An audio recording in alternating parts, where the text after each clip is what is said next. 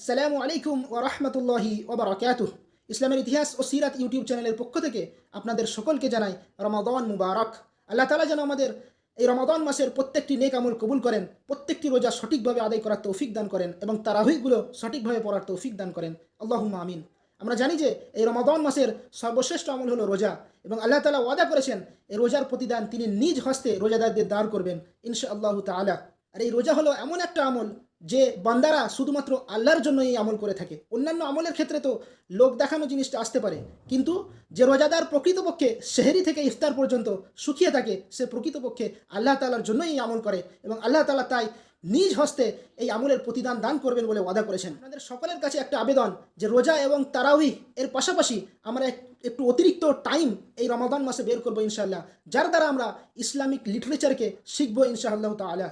এবং Islamic literature শুরুই হয় কোরআন থেকে, তাই জন্য আমরা সকলেই চেষ্টা করব এই কোরআনের কিছু অংশ অন্তত এই রমাদান মাসে শিখে ফেলা। যাদের মাখরাজ ঠিক নেই তারা ইনশাল্লাহ মাখরাজ ঠিক করে নেবেন।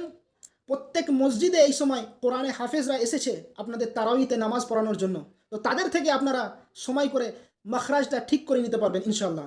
এবং এরপর যারা একটু পড়ুয়া মানুষ আছি আমরা, তারা ইনশাল্লাহ কোরআনের তাফসির পড়ার চেষ্টা করব। এই কোরআনের তাফসির পড়ারও যদি আপনাদের সময় না হয়, আপনি যদি খুবই ব্যস্ত মানুষ হন অথবা লেজি মানুষ হন, ইনশাআল্লাহ তাআলা আমি এই ভিডিওর ডেসক্রিপশানে একটা প্লেলিস্ট দিয়ে দেবো যেখানে কোরআনের প্রত্যেকটি পারার সামারি খোলাসা উল্লেখ করা হয়েছে।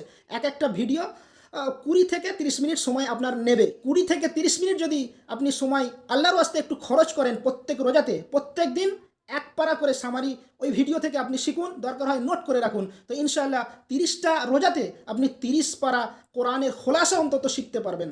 তো এইভাবে আমরা অযথা সময় নষ্ট না করে সানের ঘাটে, ক্লাবে, অন্যান্য জায়গাতে রোজা রাখা অবস্থায় অযথা সময় নষ্ট না করে অন্তত কিছু এই রমাদানুল মুবারকে নিজের জন্য শিখি এবং ভবিষ্যতে সেগুলো অন্যজনকে যাতে শেখাতে পারি সেই সচেষ্ট যাতে আমরা হই তার দিকে বিশেষ লক্ষ্য রাখবো ইনশাআল্লাহ তাআলা।